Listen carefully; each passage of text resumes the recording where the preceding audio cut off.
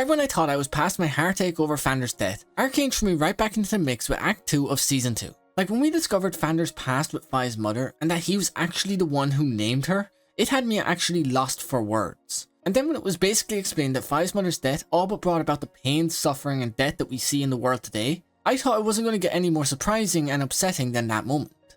But then out of nowhere to top this all off, we get that Isha scene at the end of episode 6, which needless to say left me and likely many of you completely broken. I had nothing left in that moment. I still have nothing left right now. Like how could Arcane get me so goddamn invested into a non-verbal character with so much character potential ahead of her, only to strip it away right before my very eyes? How? And why? And while we're at it, why can't these poor girls, and Fander for that matter, ever seem to catch a fucking break? Like from the very moment they entered the show, nothing good has ever come for them. They seem to be cursed by fate itself, destined to suffer despite trying desperately just to claim an ounce of peace in the world. Like even in death, Fander is made to suffer. He's turned into a beast who hungers only for the blood of others. Like think about that for a second. This poor guy who dedicated his life to protecting others, in death is forced to rip through and kill everyone in his path. He has turned from this honorable man to this evil one, by someone who we can't even truly say is all that wrong for his actions. Like Singed, and I could be wrong here, is only doing what any other dad in his position would have done themselves. He's sacrificing everything in the hopes of curing his child. And I think this is one of the most interesting aspects that Act 2 of Season 2 actually presents to us. It presents this way of looking at both Fander and Singed and questioning which of them is truly the bad guy. Which of course is a reoccurring theme in Arcane, but one that I don't think has ever been shown to this extent. Like while we're following the girls that are doing absolutely everything they possibly can to save the humanity of Fander, Singed is being presented in this way that we begin to question his own humanity. Like Singed is actually the first to say that Fander is more beast than man. But going off of the actions that is presented and displayed before us, Singed is the one that is being presented as this more beast than man. And interestingly, however, alternatively, Fander throughout the entire act is being displayed as this almost man trapped inside of a beast. It's an incredible reversal and almost entanglement of roles that also subsequently raises a lot of questions around the morality of choices, and how they can bring you to some questionable moments where the lines between good and evil begin to blur.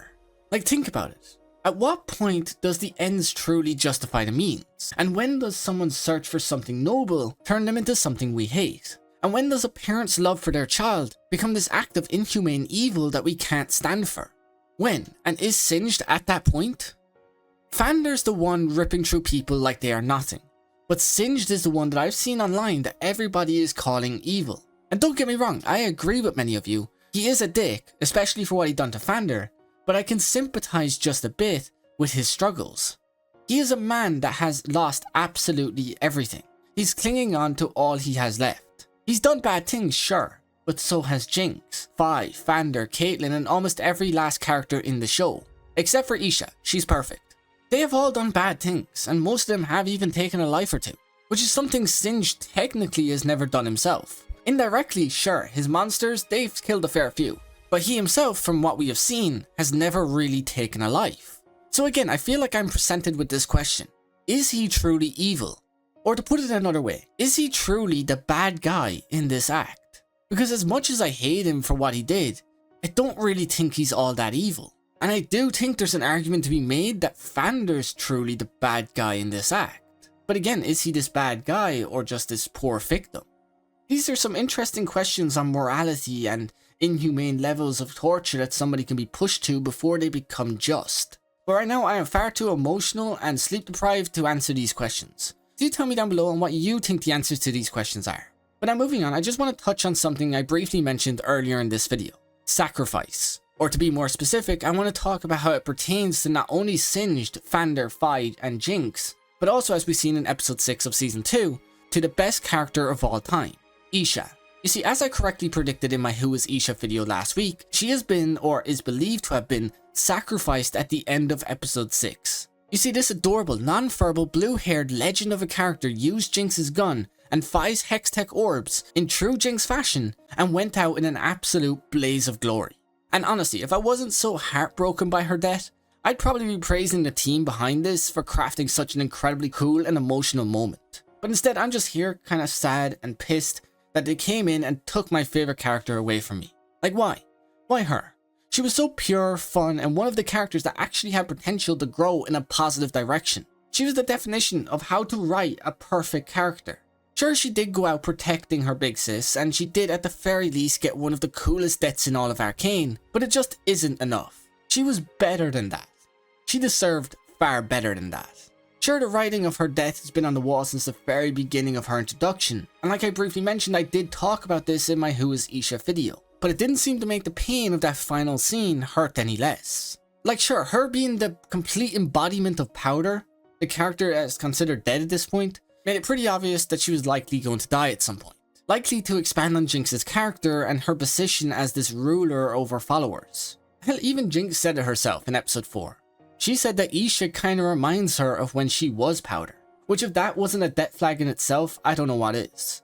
But then if that also wasn't enough to convince us that Isha was likely going to die, then remember in the beginning of episode 2 where we saw that music video opening scene? Where we saw the dead members of the Chambarians slowly fading away with this X on them? Yeah, well this was something that we also got to see on Isha in the mines when she joined in the hug with Vander. This basically was hinting to us throughout the entire time of her character being in the show that this beautiful, adorable character was marked for death. But I guess anybody could have made that claim the moment she started hanging around with Jinx in the lanes. That girl is beyond cursed. Anyone who gets close to her is basically fucked. Which immediately has me worried going forward for Savika. But again, I plan to talk about Savika in a later video. Because for now, I want to dissect that heartbreaking moment itself just briefly. I say just briefly because I don't think I can bear to talk about it for long. The moment I'm of course talking about is the moment that that little angel of a character became, as her name suggests, the one who protects. You see, we got this moment earlier in the episode where the girls had to give over their weapons in order to see Victor. Only Isha, who witnessed Jinx take out her hex orb out of her gun, did the same to Phi's gloves. Again, making us aware that something is going to go down with these orbs later in the episode. Now fast forward just a bit past that fight between the big bastard and Jinx, and the emotional moment where Vander saves Jinx's life. And jump us straight to the moment where that Spanner Jace, once again, fucked everything up. You see, after he killed his friend Victor, everyone Victor had helped, including Vander, began to collapse. Or in Vander's case, began to rage uncontrollably, attacking even his own girls. After seeing this and realizing what needs to be done to save her big sister, Isha leapt into action and once again took hold of Jinx's pistol, filled it full of Hextech orbs, and took the shot. Sacrificing herself for her new big beloved sister can live. Now what's truly beautiful and kinda sad at the same time about this sacrifice is that it's exactly what Jinx would have done if the roles were reversed. Which of course is something we saw many times throughout this entire act. We saw Isha become Jinx in the eyes of her followers, many times. We saw as Jinx was becoming more tame and innocent just like Isha. We saw the two switch back and forth a number of times throughout this entire act. Something that only they could actually do to such an extent because they were sisters. They knew each other so deeply inside and out that they were even subconsciously slowly developing into each other. So in that final moment where we see Isha trying to think of what to do next, I believe she thought, what would Jinx do? Which of course would have been something like exploding herself in a blaze of glory, taking everyone she could with her down as well. And honestly, as sad as I am that she's gone, it does please me that in the final moments, she got to protect the one who's always protected her. She got to be Jinx's hero just once, which if nothing else, is actually kinda perfect. So again, as sad as I am, it was the perfect death. But now with all of that said, that's gonna do it for me guys. After this video is uploaded, I'm gonna go back and watch season 2 all over again. I've just got to see more of Isha. I'm really gonna miss that girl. So with all that said, I ask all of you to tell me your thoughts down below in the comments and consider subscribing if you haven't already. And simply just try to have a great day or night wherever you all are. Peace.